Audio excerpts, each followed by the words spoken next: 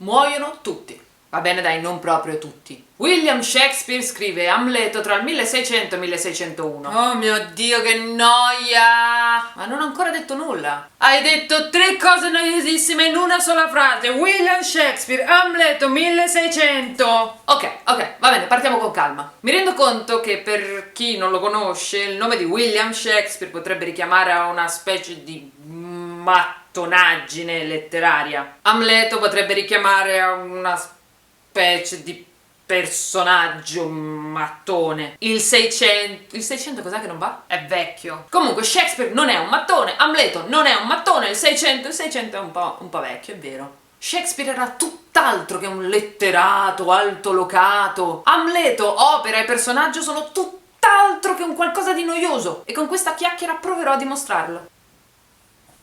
Hai idea di quante parole o modi di dire che usi quotidianamente li abbia inventati il buon William Shakespeare? Manager, la nuda verità, solitario, quel che è fatto, un cuore d'oro, maestoso, precipitarsi, spogliarsi, non è tutto oro ciò che luccica. Toc toc, chi è? Fair play, tutto bene quel che finisce bene, rompere il ghiaccio, non ho chiuso occhio, fuori di testa, molto rumore per nulla, puro come la neve, l'amore è cieco. E questi sono solo alcuni.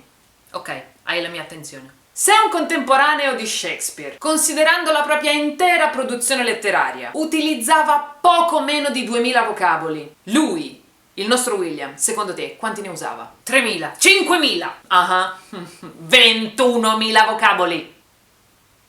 E di questi 21.000, quasi 1 su 12, quindi quasi 1800, se li ha inventati lui. E di queste 1800 parole nuove, 600 sono in Amleto. William Shakespeare scrive Amleto tra il 1600 e il 1601. Come avremmo fatto prima se non mi avessi interrotto? E la vuoi sapere una notizia che ti sconvolgerà?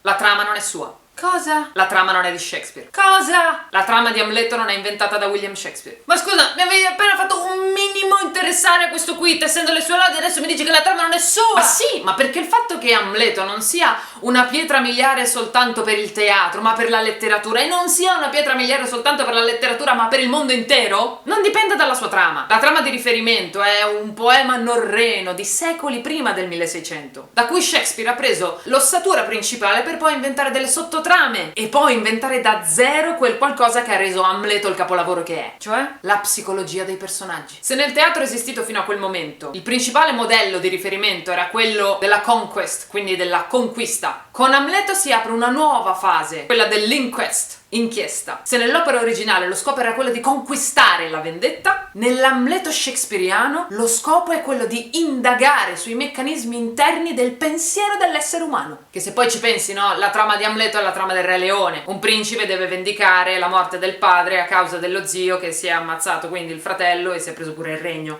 Vero. Quindi vedi che non c'entra la trama? Ma andiamo con ordine. La trama si apre con 2 sentinelle del castello di Elsinore in Danimarca che durante un normalissimo turno di guardia incontrano un fantasma. Porca miseria, dicono, se quel fantasma non assomiglia proprio al re che è appena morto. Orazio, amico di Amleto, dice che forse è il caso di dirlo proprio ad Amleto, che è il figlio di quel re scomparso. Nel frattempo Amleto è a corte e non è proprio in gran forma dopo la morte del padre, anche perché la madre nel frattempo, dopo 2 mesi da vedova, ha sposato il fratello del marito morto, quindi lo zio di Amleto, ora re Claudio. Comunque Orazio arriva da Amleto e gli dice più o meno così: amico, senti, le guardie sono 2 notti di fila che vedono un fantasma che è uguale spiccicato a tuo padre. Con noi non parla, magari con te sì, che fai? Vieni? Amleto ovviamente la notte va a vedere. E cosa vede? Vede per davvero il fantasma del padre. E questa volta il fantasma ovviamente parla. E non gli dice una roba tipo ti voglio bene, figlio mio, tirati su, sarà tutto a posto, eccetera eccetera. Gli dice: ascoltami dunque, se hai amato mai tuo padre, vendica il suo orribile e snaturato assassinio. E Amleto giustamente dice: assassinio, perché lui non ne sapeva nulla. Sappilo, figlio mio, il serpente che ha punto la vita di tuo padre porta ora la sua corona.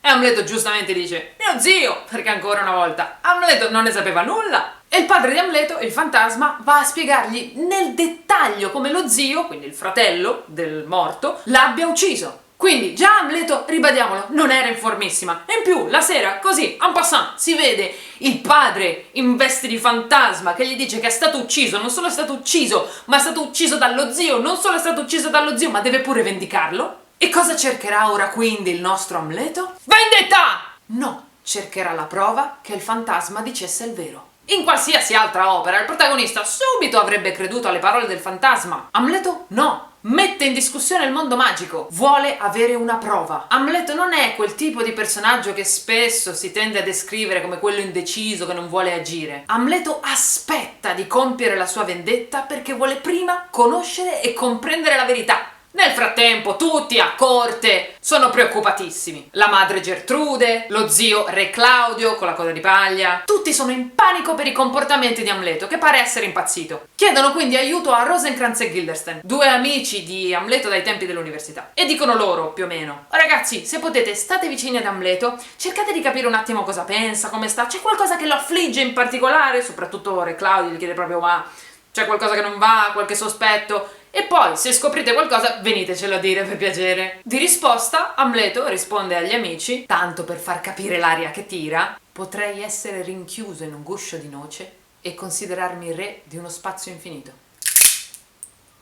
Ho ucciso Amleto! È preoccupato anche Polonio, il logorroico ciambellano di corte, e la figlia Ofelia, che, innamorata di Amleto, non capisce più i suoi comportamenti. Prima sembrava che l'amore fosse ricambiato, ora non lo si capisce più questo ragazzo. Amleto! In questo secondo atto Amleto si prende gioco di tutti i personaggi che lo circondano e, fingendosi pazzo, ci regala delle conversazioni surreali che non saprei dirlo in maniera intellettuale, letteraria, ma fanno spaccare da ridere. Giuro, leggere per credere. In questa fase Amleto dà sfoggio a tutta la sua capacità oratoria e crea un cortocircuito pazzesco. Uno dei non pochi paradossi che riguardano Amleto è che in più momenti si dimostra infinitamente scettico nei confronti della parola. Per esempio in una conversazione con il logorroico Polonio, il ciambellano di cui vi ho parlato prima. Amleto entra in scena con un libro e Polonio gli domanda giustamente: che mai state leggendo, mio signore? E Amleto risponde: parole, parole, parole. E di che cosa trattano? E Amleto risponde: chi? E allora Polonio gli dice: volevo dire, l'argomento della vostra lettura, mio signore. E Amleto risponde: tutte bubbole. Bubbole, dice. Le parole per Amleto sono bubbole, sono una forma che non può rappresentare, imbrigliare e dimostrare il suo pensiero. Ma nonostante questo, Amleto è il più grande paroliere di tutta l'opera shakespeariana. Pensate solo che su 3880 righe dell'opera, 1500 sono pronunciate da Amleto, e delle parole non pronunciate da lui, i 2/3 parlano di Amleto. Sei egocentrico però. Questo ossimoro, ovvero questo accostamento di termini in antitesi, ghiaccio bollente, urlo silenzioso, si incarna in Amleto. Lui non sopporta le parole, le trova corrotte e inutili, ma ne fa un uso enorme e magnifico. Shakespeare ovviamente non è nuovo al concetto di ossimoro. Potremmo in realtà dire che tutte le sue opere sono fondate sul concetto di ossimoro. Pensate solo alla meraviglia di un passaggio di Venere e Adone, un'opera giovanile del 1590 più o meno, in cui Venere, la dea dell'amore, ha il sudore sul volto. La dea dell'amore, la perfezione eterea, ha il sudore sul volto. Ma torniamo ad Amleto.